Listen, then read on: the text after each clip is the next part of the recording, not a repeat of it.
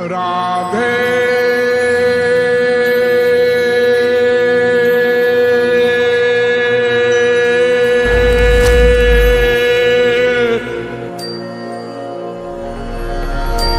मैं कौन, मेरा कौन।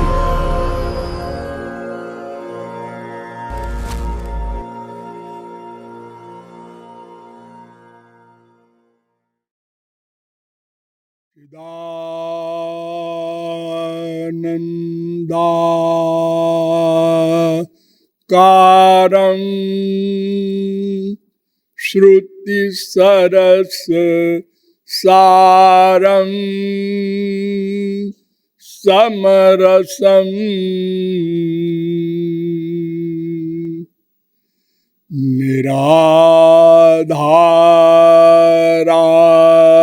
निराधाराधारं भवजलधि पारं परगुणं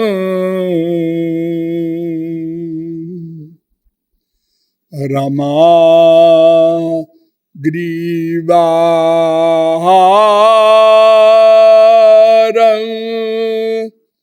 ब्रजबन बिहारं हरनुतं सदा तं गोविन्दं परम सुखकन्दं भजत रे। त्वं भज हिरण्यगर्भं त्वमपि हरं त्वं च तत्परं ब्रह्म विनिहित कृष्णानन्दा महन्तु वृन्दाटवीं वन्दे। यो ब्रह्मणं विदधाति पूर्वं यो वै वेदांश्च प्रहिणोति तस्मै तग्वंहा देवमात्मबुद्धिप्रकाशं मुमुक्षुर्वै शरणमहं प्रपद्ये। आनंद कंद सच्चिदानंद श्री कृष्ण चंद्र चरण चंचरीक महानुभाव, नियमानुसार थोड़ी देर भगवन नाम संकीर्तन कर लीजिए, पश्चात विषय प्रारंभ होगा। भजो गिरिधर गोविंद गोपाला,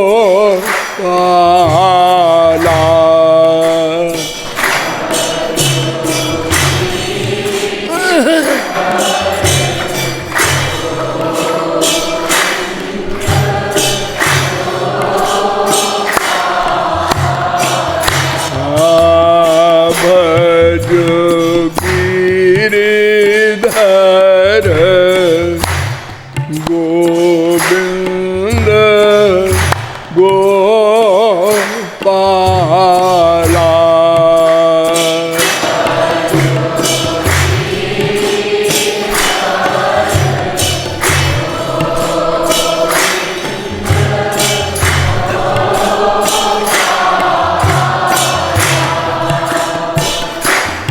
भजो गिरिधर गोविंद गोपाला,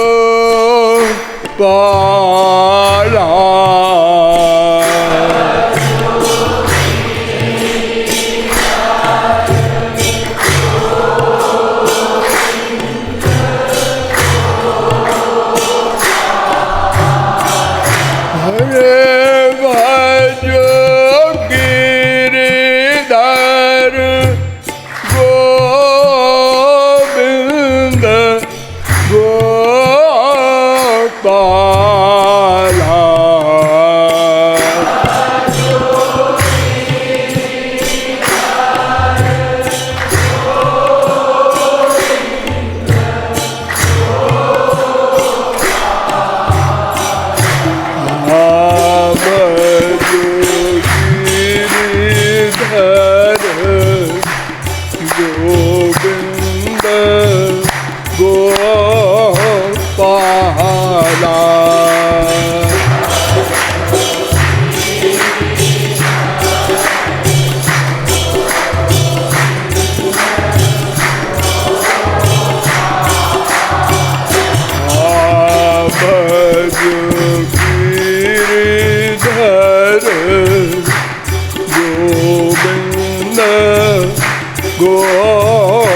पाला।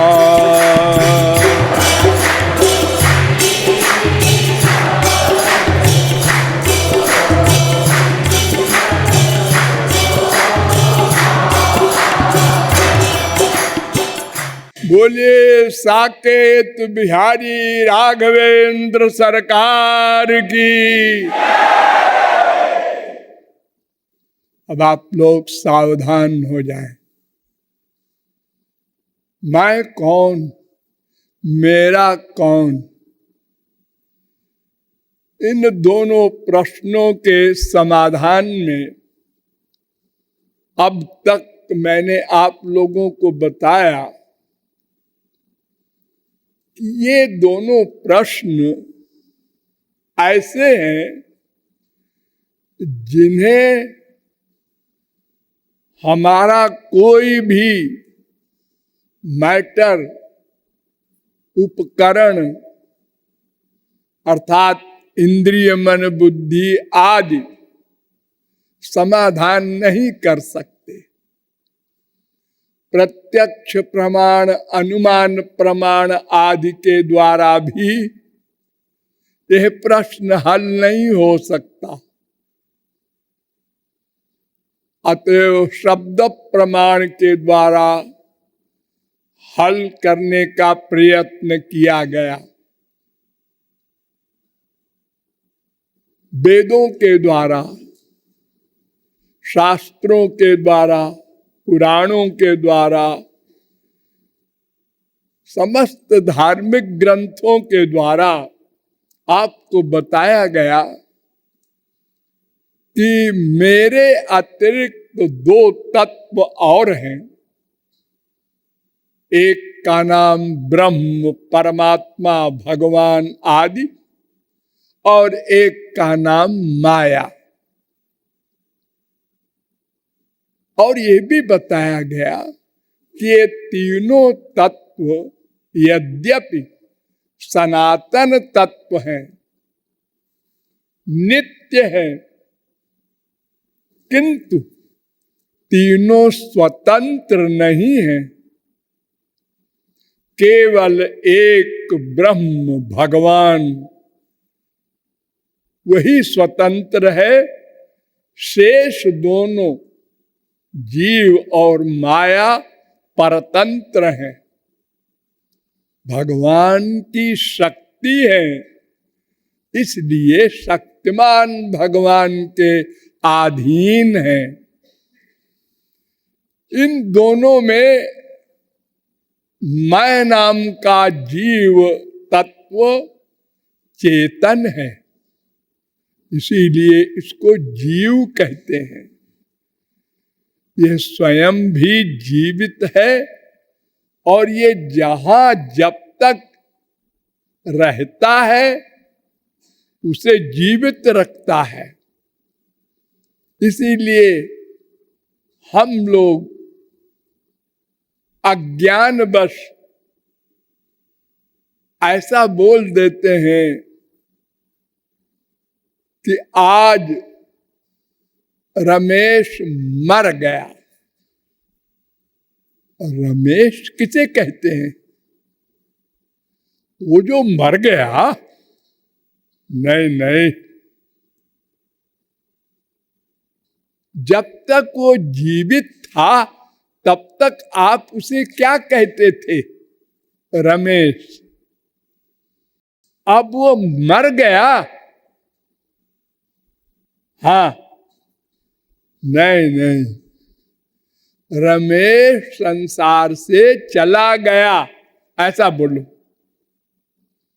इस शरीर से चला गया। इस शरीर में आया था एक दिन और एक दिन चला गया। इसी को जन्म मृत्यु कहते हैं। जन्म माने प्रकट होना, नया बनना नहीं।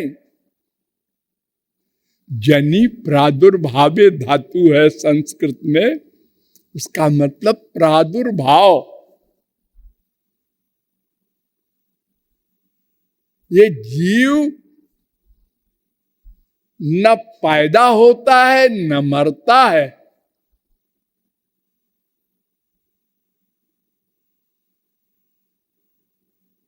कोई मार नहीं सकता, भगवान भी नहीं। नैनम छिंदन्ति शस्त्राणि नैनम दहति पावका न चैनम क्लेदयन्त्यापो न शोषयति मारुतः अच्छेद्योय मदाह्योय मक्लेद्यो शोष्य एव च नित्या सर्वगतः स्थाणु रचलोयम सनातन। 2:23, 2:24 गीता। न आत्मा श्रुतेर नित्यत्वाच्यताभ्य वेदांत 2:3-18। अजो नित्य शाश्वतोयम पुराण कठोपनिषद। न जीवो म्रियते छांदोग्योपनिषद। ये जीव न मरता है न पैदा होता है। तो रमेश न तो नया बना है और न मरा है, वो आया था चला गया, ऐसा बोलो। जैसे हम संसार में बोलते हैं ना, अरे वो रमेश बंबई से आज आया था और 1 घंटे बाद चला गया, तो इसका मतलब मरा तो नहीं? नहीं, आया था बंबई से, 1 घंटे बाद चला गया। ऐसे ये जीव मां के पेट में शरीर में आया था और आज इस शरीर को छोड़कर चला गया। तो जीव भी नित्य है और भगवान भी नित्य है, और माया जड़ होते हुए भी नित्य है। अजा में काम लोहित शुक्ल कृष्णाम श्वेताश्वतरोपनिषद 4-5। ये अजा है। अजा माने जिसका जन्म न हो, जो नई न बने, उसको अज कहते हैं। भगवान भी अज है। अजोपि सन्न व्ययात्मा भूतानामीश्वरोपि सन् प्रकृतिम स्वामधिष्ठाय संभवाम्यात्म मायया। अर्जुन, मैं अज हूं लेकिन नंद कुमार बन जाता हूं, दाशरथी बन जाता हूं भक्तों के लिए। मैं किसी का बेटा नहीं हूं। मैं तो ऐसा बाप हूं जिसका कोई बाप नहीं, ऐसी मां हूं जिसकी कोई मां नहीं, ऐसा कारण हूं जिसका कोई कारण नहीं। सब मेरे कार्य हैं, मैं किसी का कार्य नहीं हूं। मैं अनादिरादिर गोविंदः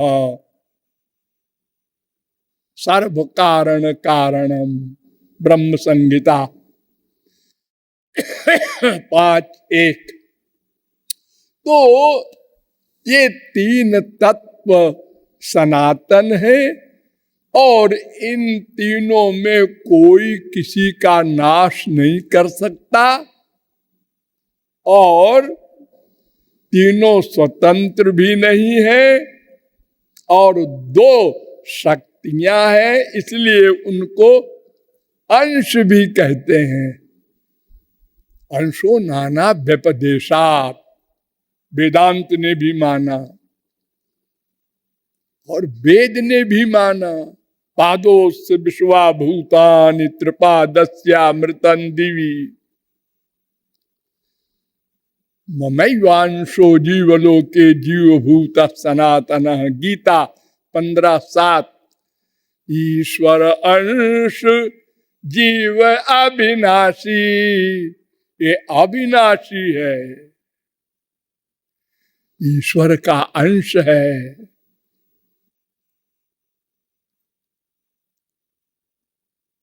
तो उन भगवान का ये जीव शक्ति है, अंश है,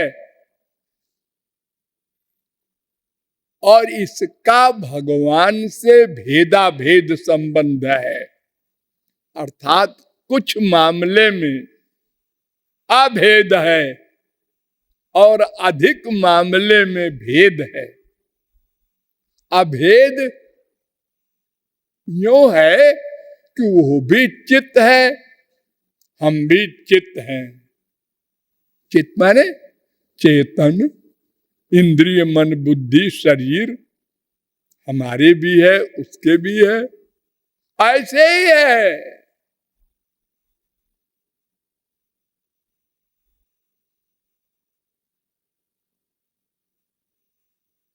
द्विभुजम ज्ञान मुद्राढ्यम वनमालिन्यम ईश्वरम।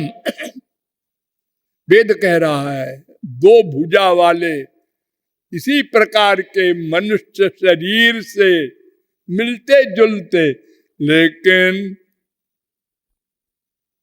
लेकिन क्या उनका शरीर नहीं होता, वही शरीर बन जाते हैं। जैसे हमारा शरीर है, हमारा ये मैं से अलग हुआ ना, हमारा माने संबंध कारक, मैं का, ये मेरा। देवताओं का शरीर भी उनका होता है, अलग अलग शरीर, अलग और पर्सनैलिटी, आत्मा अलग। लेकिन भगवान का ऐसा नहीं होता। सच्चिदानंद ब्रह्म, सच्चिदानंद शरीर।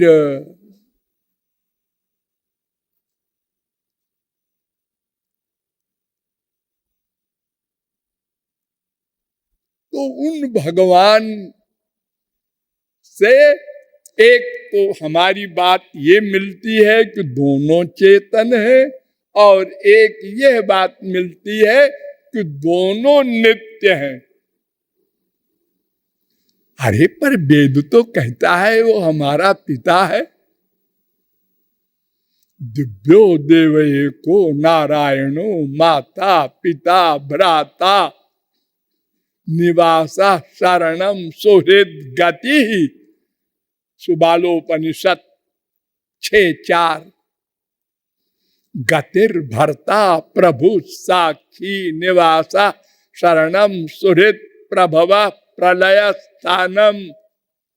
गीता 9:18। येषा महम प्रिय आत्मा सुतश्च सखा गुरु सुहृदो दैवमिष्टम। 3:25-38 भागवत। अमृतस्य वै पुत्रा। अरे भगवान की परिभाषा ही यही है। यतो वा इमानि भूतानि जायन्ते येन जातानि जीवन्ति। ये सब प्राणी, सब जीव उसी से पैदा हुए हैं। जातानि हमारा बाप है वो। बाप तो है मान लिया भाई, लेकिन हमसे सीनियर नहीं है। संसार में तो हर बाप सीनियर होता है बेटे से। हाँ, संसार में होता है, लेकिन वो हमसे सीनियर नहीं है। तो इन दो बातों में हमारा उसका मुकाबला अगर हो तो हम हारेंगे नहीं, लेकिन और बातों में तो जमानत जब्त हो जाएगी। वो सर्वशक्तिमान है, हम अल्प शक्तिमान हैं। वो संकल्प करता है तो अनंत कोटि ब्रह्मांड बन जाते हैं, और हम संकल्प करते हैं तो बस करते ही रहते हैं, कुछ नहीं बनता। कुछ भी नहीं बनता। संकल्प करो, फिर इच्छा करो, फिर सामान इकट्ठा करो, फिर नॉलेज भी हो, तो एक कुम्हार एक सुराही बनाता है। सुराही। लेकिन जिसने मिट्टी बनाया, नथिंग से सब कुछ बनाया, उसका कमाल देखो। कमाल बताए आपको। आप आकाश देखते हैं? हाँ, कहाँ है? आप कहते हैं ऊपर है। ऊपर नहीं है। आकाश तो खाली जगह को कहते हैं। आप आकाश में बैठे हैं। आकाश में? हम तो जमीन पे बैठे। अरे जमीन पर भी बैठे हैं, लेकिन आकाश में बैठे हैं। अगर आकाश न हो तो दम घुट जाए, मर जाए। ये इसे कहते हैं सत्संग भवनाकाश। हमने इसमें घेर करके आकाश को छोटा कर दिया। अगर ये दीवार तोड़ दी जाए तो वो महाकाश हो जाए। तो आकाश माने कुछ नहीं, कुछ नहीं। लेकिन उससे पैदा हुआ वायु है। ऐसा कैसे? बाप में गुण नहीं, बेटे में गुण हो गया स्पर्श का। अब स्पर्श होने लगा वायु का। ठंडी वायु है, गर्म वायु है, बड़ी तेज वायु चल रही है।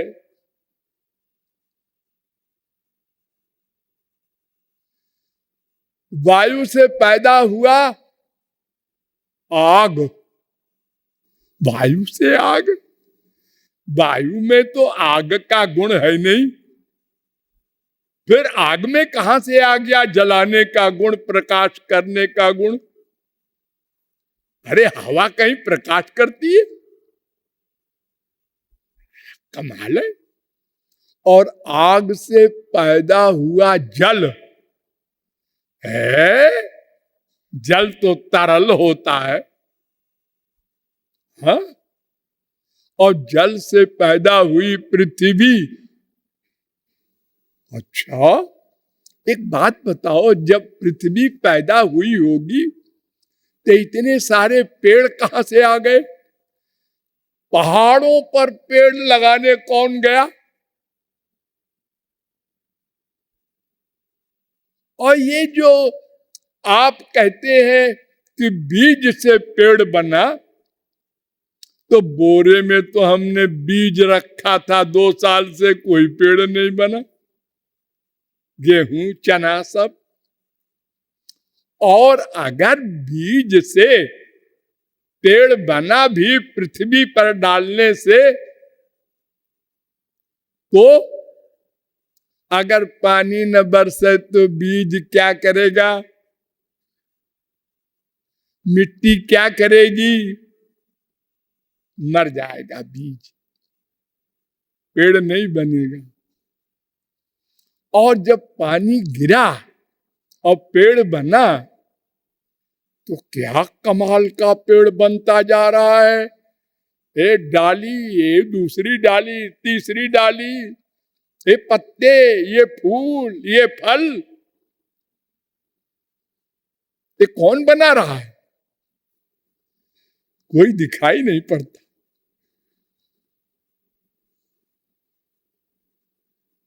हम भी कुछ बना सकते हैं क्या?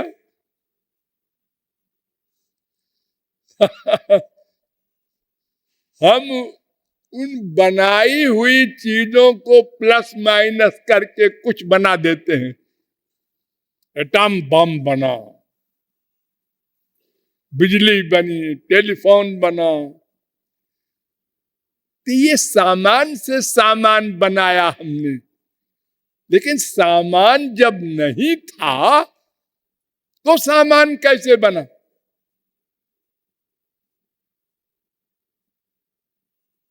ये ऐसा सर्वशक्तिमान है भगवान। एष आत्मा पहत पापमा बिजरो विमृत्युर विशोको विजगत्सो पिपासा सत्य काम सत्य संकल्प। ये 8 गुण हैं भगवान में। संकल्पा देवास पितर समुत्तिष्ठन्ति, छांदोग्योपनिषद 8:2-1। तो वो सर्वशक्तिमान, हम अल्प शक्तिमान। वो सर्वज्ञ, हम अल्पज्ञ। वो मायाधीश, हम मायाधीन। वो सर्वव्यापक, हम एक देह में व्यापक। वो विभू, हम अणु। बहुत बड़ा अंतर है।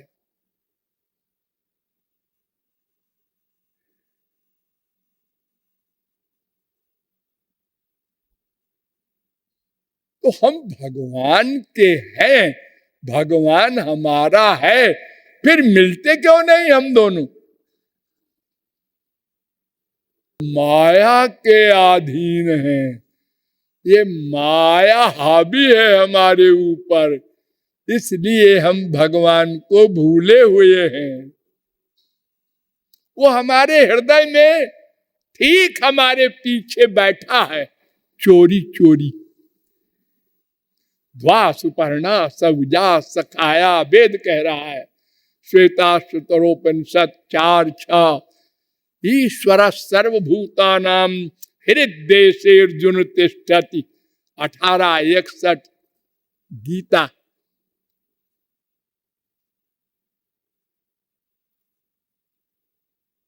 हम माया की ओर देख रहे हैं, ये मेरी है। भगवान पीछे बैठे हैं और कह रहे हैं मेरी ओर देख, मैं तेरा हूं। ये सब तो इधर देख रहे हैं, इधर ही होगा। तो मेरा, मेरा माने मेरा आनंद। आनंद माने अनंत मात्रा का, अनंत काल का, अलौकिक दिव्य अनिर्वचनीय अपरिमेय अपौरुषेय भगवदानंद।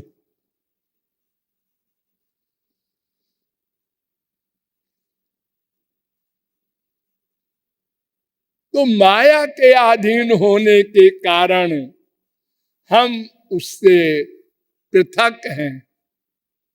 उससे अब मिलना चाहिए, लेकिन उसको पहले जाने तो। जानने के लिए हमारी बुद्धि असमर्थ।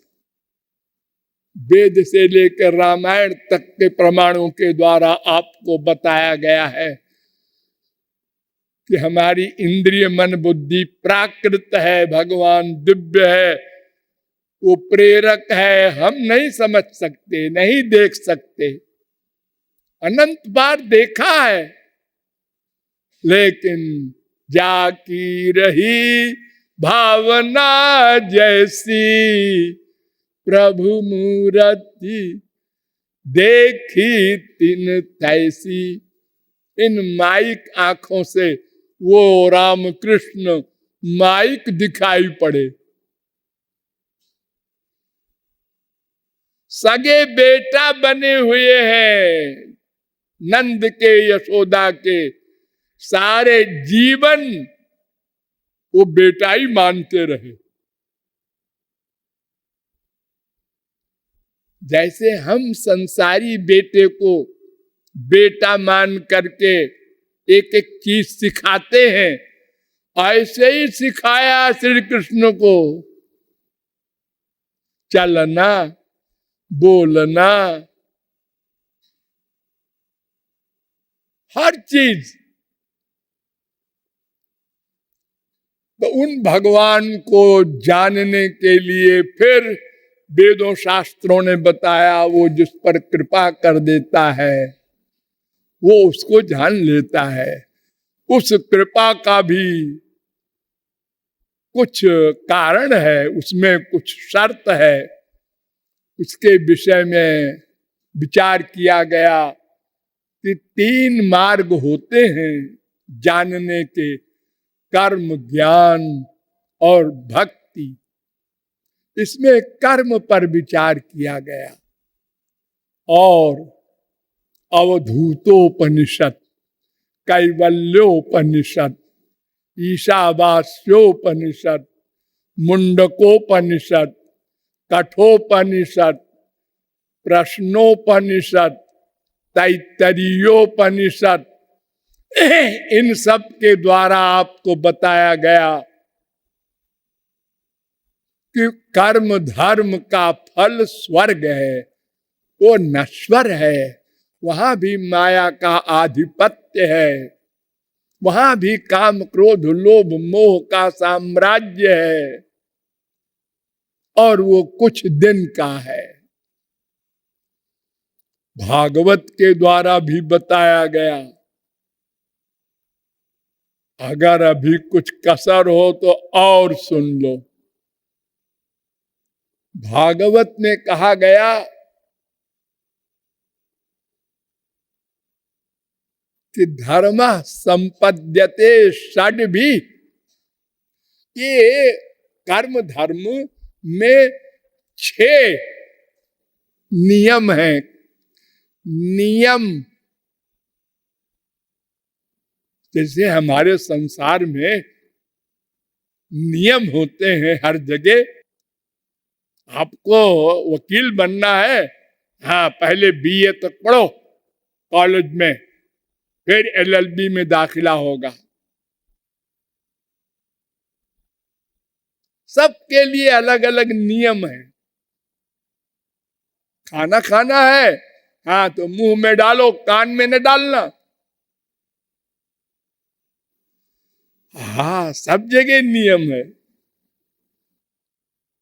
जरा भी नियम का उल्लंघन किया तो दंड मिलेगा। प्रकृति ही दंड देगी, भगवान तो बाद में देंगे। ज्यादा खा गया, तुमको भगवान ने गीता में बताया है ना, युक्ताहार विहारस्य, लिमिट में खाना। अजी अच्छा लगा तो ज्यादा खा गए तो फिर क्या हुआ, बदहजमी हो गई। अरे मर भी सकते हो एक दिन ऐसे खा खा के। नियम का उल्लंघन मत करो। तो 6 नियम कौन है, ध्यान दो। भागवत का यह श्लोक है 11, 21, 15।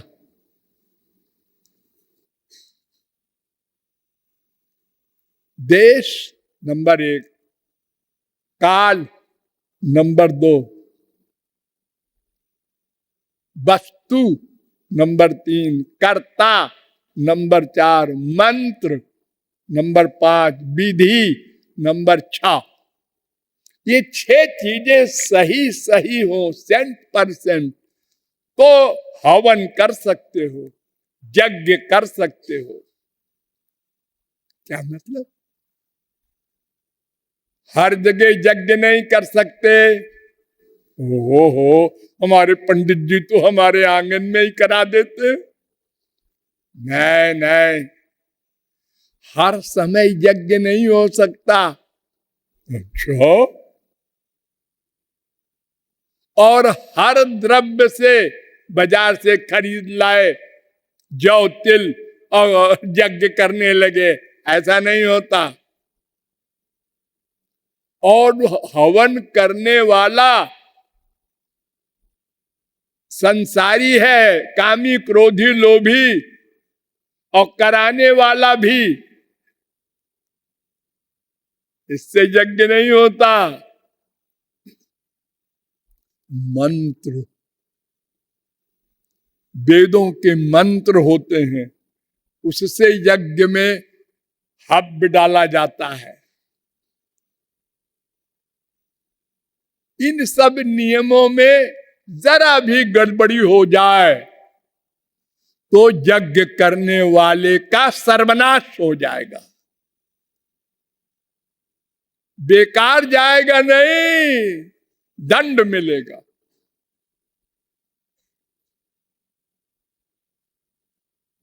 उल्टा हो जाएगा। एक राक्षस था वृत्रासुर, उसने इंद्र को मारने के लिए यज्ञ किया और ऋषि मुनियों को पकड़ के ले आया जबरदस्ती, चलो करो यज्ञ, नहीं तुम सबको मार डालेंगे। वो बेचारे डर के मारे आए और मंत्र था इंद्र शत्रुर विवर्धस्व, यानी इंद्र का दुश्मन बढ़े, यानी वृत्रासुर राक्षस बढ़े। तो वेद मंत्र में उदात्त अनुदात्त स्वरित आदि होते हैं बोलने में। जैसे तत्सवितुर्वरेण्यं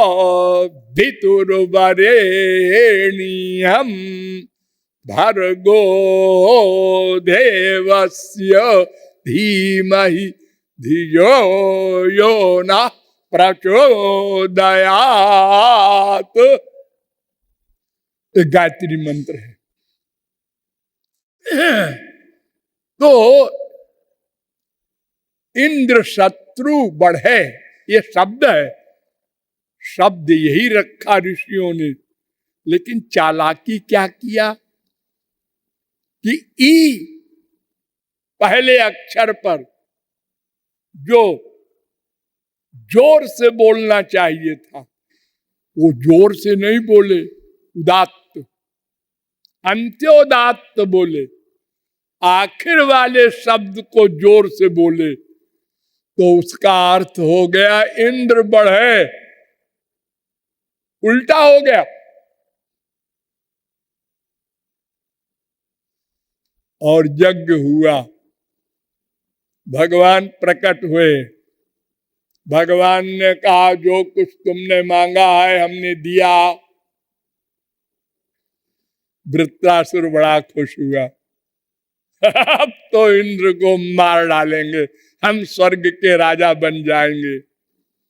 युद्ध हुआ, युद्ध में हारा और जब मरने लगा तो उसने कहा हे श्री कृष्ण, हम भी तुम्हारी औलाद हैं, तुमने वचन दिया था कि जो यज्ञ में मांगा है मैंने दिया, फिर हम मर रहे हैं हार करके, ऐसा क्यों? तो भगवान ने कहा अरे भाई तेरे मंत्र का अर्थ यही था है? हाँ, अंत्योदात्त कर दिया था, बहुब्रीहि समास। ऋषियों ने, महाराज इसे ऋषियों की गलती है। अरे तो वो तेरे तो बुलाए हुए हैं, तू जिम्मेदार है। हमने तो जो कुछ सुना तेरे मंत्र के द्वारा वो दे दिया। ओ उल्टा हो गया सब। पतंजलि भाष्य में कहा गया है दुष्ट शब्द स्वरतो वर्णतो वा मिथ्या प्रयुक्तो न तमर्थमाह सबाग वज्रो जजमानम हिनस्ति यथेन्द्र शत्रु स्वरतो पराधात। एक स्वर की गलती हो गई, शब्द की नहीं, अक्षर की भी नहीं, स्वर की। जोर से बोलना चाहिए था,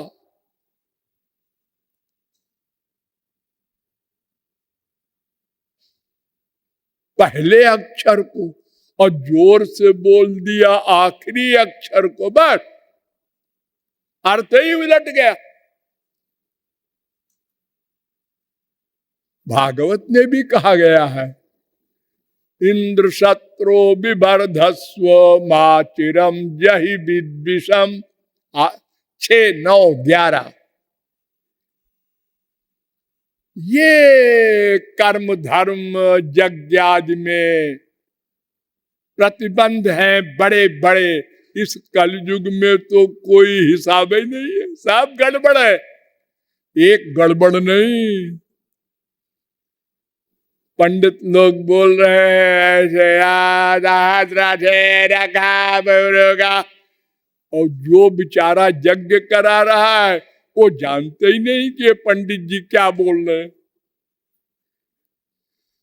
वो तो अपना उनको किराए के टट्टू जैसे होते ऐसे है, रुपया दे दिया, हाँ 50, 100, 200, 500 पंडित, सहस्त्र चंडी, 1000 कुंड, 100 कुंड का यज्ञ हो रहा है। हम लोग परिक्रमा कर रहे हैं और हमारे बेटा हो जाए, ये सब वरदान मांगते हैं वहां जाकर।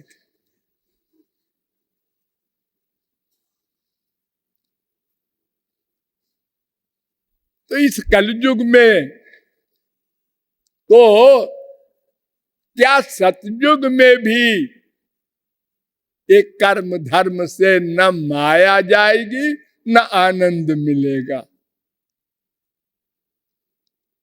तो फिर भागवत ने कहा धर्म क्या है? भक्ति योगो भगवती तन्नाम ग्रहणादि भी एतावानेव लोकेस्मिन् पुंसाम धर्म। एक धर्म है सारे मनुष्यों के लिए, भक्ति योग। ये नाम कीर्तन स्मरण वगैरह के द्वारा भक्ति करना श्री कृष्ण की, यही धर्म है। 6:3-22 त्रय्याम जड़ीकृत मतिर मधुपुष्पितायाम 6:3-25। ये मूर्ख लोग त्रयी विद्या में धर्म के पालन में लगे हैं।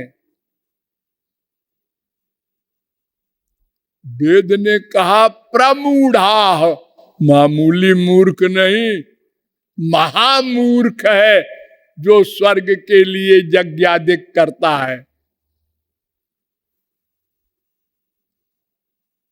फिर कहती है भागवत,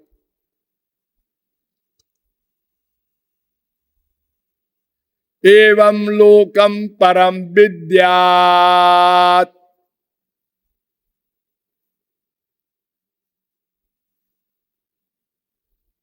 कर्म के द्वारा जो लोक मिलेगा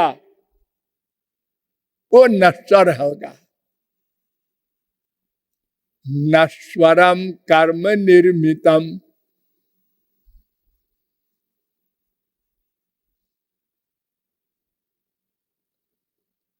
ग्यारह 3:20 सत्वे प्रलीना स्वर्यांति नरलोकम रजोदयाः।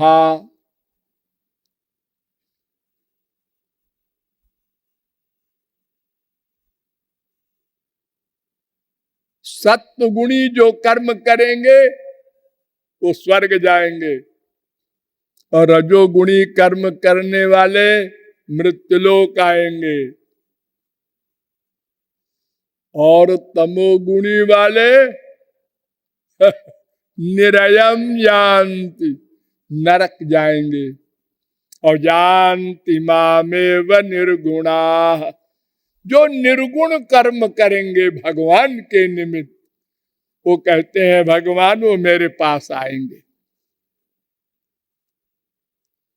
यदा यमनुगृह्णाति भगवान आत्म भाविता सजहाति मतिम लोके वेदे च परिनिष्ठिताम।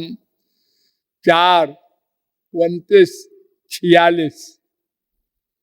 जिसको सही गुरु मिल गया और जिसने तत्व ज्ञान प्राप्त कर लिया, वो न लोक धर्म को मानता है न वेद के धर्म को।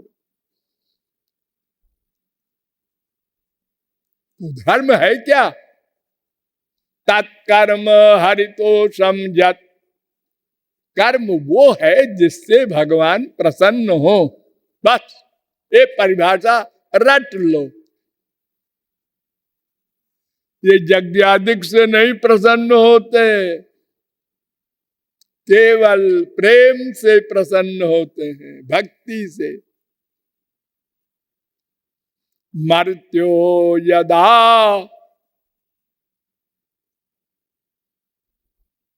ये जो मैंने पिछला कहा, ये 4:29-49।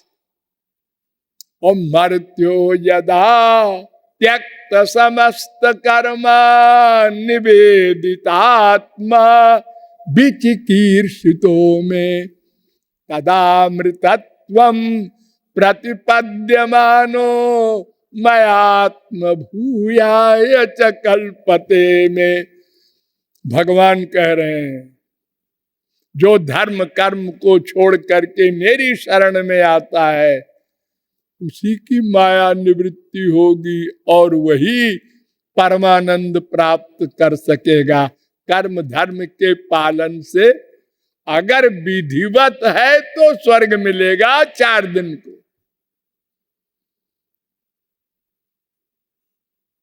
11:29-34। श्री कृष्ण ने उद्धव से कहा,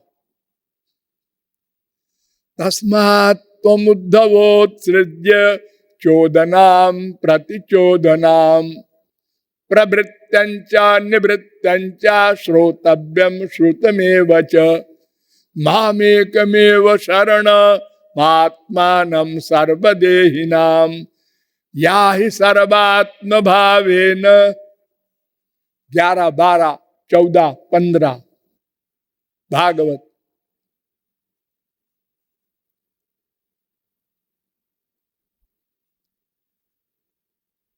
अरे जब शुरू हुई भागवत कथा, सबसे पहले तो सूत जी कथा कह रहे थे, भागवत सुना रहे थे, और सुनने वाले शौनकादिक परमहंस 88,000 सब परमहंस। लेकिन जीव कल्याण के लिए उन परमहंसों ने सूत जी से पहला प्रश्न किया, पुंसा में कांत तश्रेयस तन में संशुतुमर्हसि। महाराज, एक प्रश्न है कि जीव कल्याण के लिए सिद्ध महापुरुष भी मूर्ख बनकर प्रश्न करते हैं दूसरे महापुरुष से। ये उत्तर होगा, फिर उसको लोग पढ़ेंगे, अपना कल्याण करेंगे। तो प्रश्न किया कि मनुष्यों का कल्याण सबसे सरल उपाय क्या है? और टेम्परेरी कल्याण नहीं, स्वर्ग वर्ग का। एकांततः श्रेया। और महाराज एक शर्त और है, क्या? प्रायेणाल्पायुष सभ्य कलावस्मिन् युगे जना मंदा सुमंद मतयो मंद भाग्याहुपद्रुता भूरीनि भूरि कर्माणि श्रोतव्यानि विभागशः अतः साधोत्र यत्सारम समुद्धृत्य मनीषया ब्रूहि न श्रद्धानानाम येनात्मा संप्रसीदति। भागवत 1:1:9, 1:1:10, 1:1:11। महाराज ये कलयुग है, यहां बड़ी कमजोर बुद्धि वाले लोग होंगे, इनकी मेमोरी बहुत कमजोर होगी, 5 मिनट में भूल जाते हैं। मैंने अपने पूरे जीवन में अनुभव किया है, सैकड़ों IAS से भी, हजारों डीलिट PhD से 5 मिनट में भूल जाते। देखो उसको फोन कर देना, अच्छा महाराज जी, 10 मिनट बाद फोन किया भूल गए। अरे अभी अभी तो कहा है।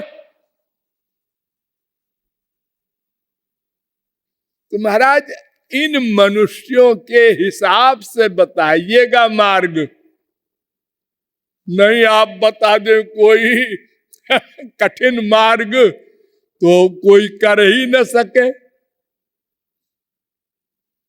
और अगर कोई शास्त्र वेद पढ़ेगा तब तो बेमौत मरा, क्योंकि श्रुतिर विभिन्ना स्मृतयो विभिन्ना नैको मुनिर्जस्य बच प्रमाणम।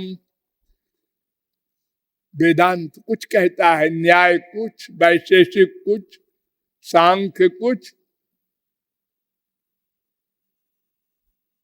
वेदों में भी अलग अलग राय, पुराणों में तो और भयंकर एक दूसरे के विपरीत है सिद्धांत। अरे एक रामायण में ले लो तो दिमाग खराब हो जाए।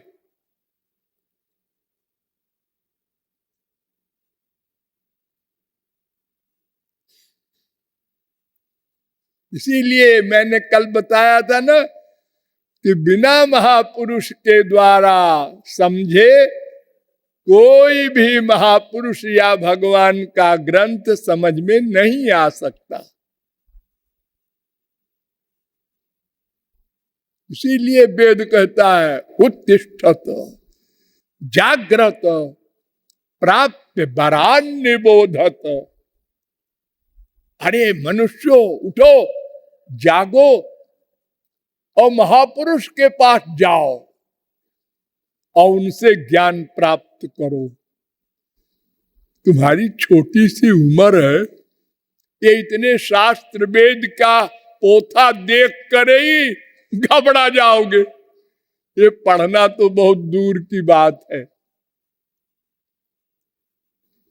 और फिर पढ़ने से समझ में आना नहीं होता और उलझना होता है।